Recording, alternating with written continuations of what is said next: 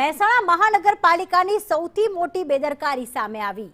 મહેસાણા શહેરના લાખો મુસાફરોના જીવ સાથે ચેડા કરવામાં આવી રહ્યા છે, જેમાં શહેરમાં ચાલતી સિટી બસ સેવાનું એનઓસી જ નથી લેવામાં આવ્યું। મહાનગરપાલિકા બન્યા બાદ રૂટ વધાર્યા, પરંતુ એનઓસી નથી લીધું। એનઓસી મુદ્દે મનપા અને એસટી વિભાગ સામસામે આવી ગયા છે। 15 રૂટ પર 25 જેટલી બસો ગેરકાયદેસર રીતે દોડી રહી છે। નગરપાલિકા હતી ત્યારે 8 રૂટો પર આ બસની એનઓસી લેવામાં આવી હતી। જીએસઆરટીસી પાસેથી પૂર્વ મંજૂરી કે એનઓસી વગર આ સિટી બસ દોડી રહી છે। એસટી વિભાગે મહાનગરપાલિકા પાસે લેખિતમાં ખુલાસો માંગ્યો। કોઈ દુર્ઘટના થશે તો જવાબદારી કોની, તેને લઈને સૌથી મોટો સવાલ। મહાનગરપાલિકાનો વિસ્તાર વધતા સિટી બસના રૂટ વધારાયા હતા અને રૂટ વધતા જ બસ દોડાવવા માટે એસટી વિભાગની મંજૂરી ફરજિયાત છે।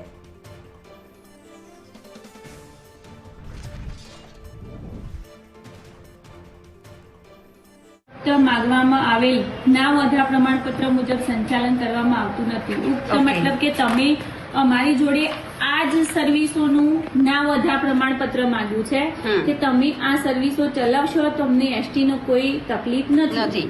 એનાથી વધારે ચાલશે તમને તો તકલીફ છે। હા, કોચોટ થી લાખવડ ગામ, નગર થી મોઢેરા ચોકડી, રાધનપુર ચોકડી, પાલાવાસના, ડાઉન પાલુદર ગામ, ગણપતિ યુનિવર્સિટી,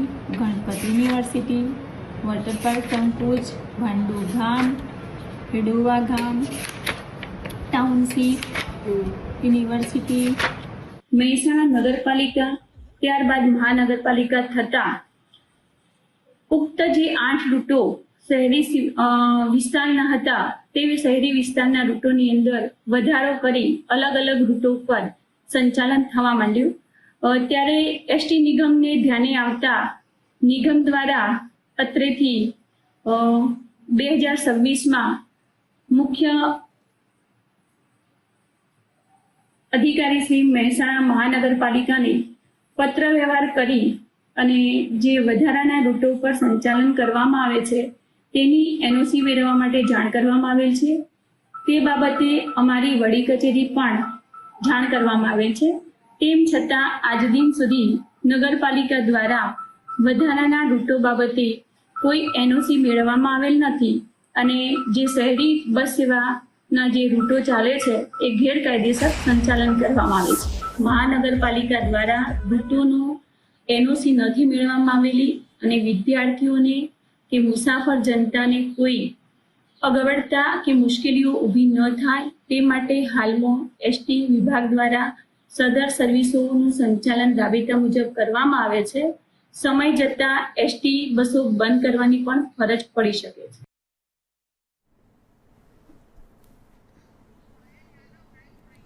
વધુ અપડેટ સાથે પાયલ જોડાઈ ગયા છે। પાયલ, આ વિગત જ્યારે સામે આવી ત્યારે ભારતીય જનતા પાર્ટીનો એક કાર્યક્રમ એટલે મહાનગરપાલિકાનો એક કાર્યક્રમ ચાલતો હતો, ત્યારે તો કોઈ નેતા બોલવા તૈયાર ન હતું। શું એ પછી કોઈએ પ્રતિક્રિયા આપી છે કે કોઈ ખુલાસો આપ્યો છે?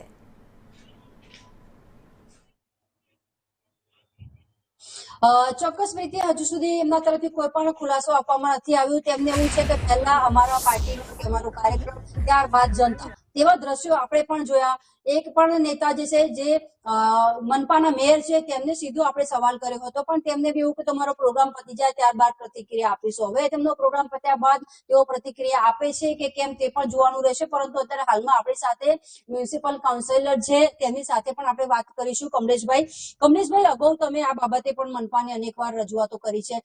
એસટી વિભાગ દ્વારા જે અત્યારે મનપાને જાણ કરવામાં આવી છે કે આવી કોઈ એનઓસી નથી લીધી, અમને જાણ કરો તો અમે અમારી બસો બંધ કરી દઈએ। અને અત્યારે એસટી વિભાગ તેની બસો ચાલુ રાખી રહી છે કારણ કે કોઈ જનતાને અગવડતા ન પડે। શું લાગે છે આ સમગ્ર બાબતમાં મનપા દ્વારા એસટી વિભાગની મંજૂરી નથી લેવામાં આવી? આપનું શું માનવું છે?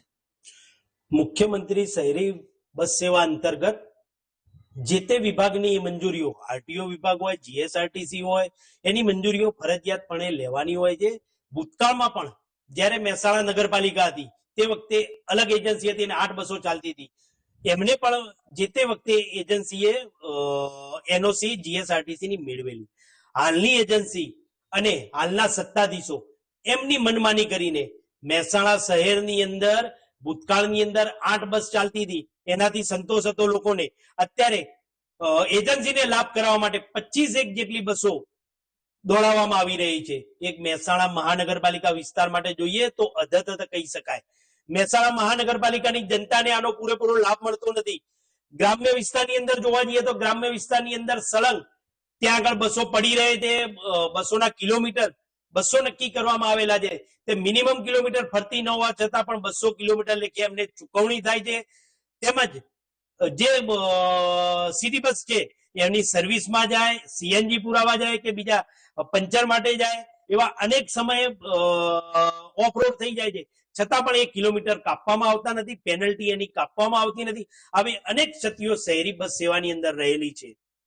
જે પ્રકારે આઈએનએસસી નથી લેવામાં આવી અને બસો દોડી રહી છે, શું લાગે છે અત્યારે હાલમાં એસટી વિભાગ અને મનપા સામે આવી ગયું એવું લાગે છે? કારણ કે તેઓ વિગત માંગી રહ્યા છે કે અમને વિગત આપો, તમારી બસો ક્યાં ક્યાં જાય છે. તેમને એક કાગળમાં લખી અને મોકલી આપ્યું કે આટલી આટલી જગ્યામાં જાય છે, પરંતુ ઓથેન્ટિક જે પરમિશન લેવાની હોય છે તે નથી લીધી. ને તેને લઈને અત્યારે હાલમાં પણ જે સમાચાર સામે આવી છે કે એસટી વિભાગે ફરી મનપાને ટકોર કરી છે. 100% બેન શ્રી, હું આપના માધ્યમથી જણાવવા માંગુ છું કે જે તે વખતે 2021 ની અંદર નાયબ મુખ્યમંત્રીએ મહેસાણા શહેરની અંદર સિટી બસ સેવા ચાલુ નગરપાલિકા હતી ત્યારે કરેલી. ત્યારે જ અમે માંગણી કરેલી કે આની અંદર જીએસઆરટી ની, આરટીસી ની એટલે ગુજરાત રાજ્ય માર્ગ વાહન વ્યવહાર નિગમની એનઓસી લેવામાં આવેલ નથી.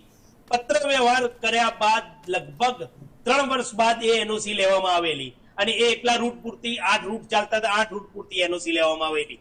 તો અત્યારે 25 રૂટ ચાલે છે. મહેસાણા મહાનગરપાલિકા વિસ્તાર સિવાયની અંદર પણ હાલ સિટી બસ સેવાની એજન્સી ત્યાં આગળ સિટી બસ સેવા ફેરવી રહેલી છે.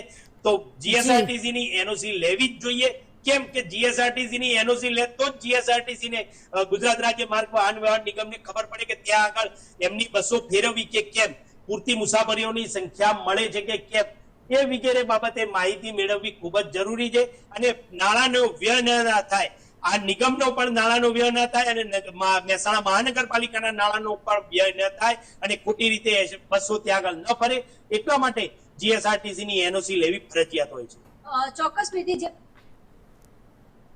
એસટી ની પરમિશન એટલા માટે બી લેવાની હોય છે કે જીઆરટી જે બસો સિટી બસો ચાલી રહી છે ત્યારબાદ ત્યાં એસટી વિભાગની પણ બસો ચાલી રહી છે. તો બે બસો મહાનગરપાલિકા પણ ચલાવી છે અને એસટી વિભાગ પણ ચલાવ્યું છે. તો આ નાણાંનો વ્યય થઈ રહ્યો છે. તેમને ઓથેન્ટિક જો જાણ કરવામાં આવે કે આટલા જગ્યાએ અમારી ચાલે છે અને એનઓસી લઈ લે તો એસટી વિભાગ પોતાની બસો બંધ કરી દે. અત્યારે જો બંધ કરવા જાય તો અને મહાનગરપાલિકાની બસો ન જાય તો લોકોને અત્યારે હાલમાં અગવડ પડી શકે છે. અનેક વિદ્યાર્થીઓ શહેરી બસ સેવાનો જે લાભ છે તે લઈ રહ્યા છે તે તેમને ન મળે. જે પ્રકાર વાત કરવામાં આવે તો વાત કરવામાં આવે તો વાંધા પ્રમાણપત્ર આપ્યું છે 13/6/2024 આપવામાં આવ્યું છે. તેમ છતાં હજુ સુધી નગરપાલિકાના અધિકારીઓ જાણે કે તંત્રને અને તમામ નિયમોને નેવે મૂકીને પોતાની મનમાની કરતા સામે આવી રહ્યા છે. બિલકુલ, આભાર પાયલ તમામ વિગતો માટે.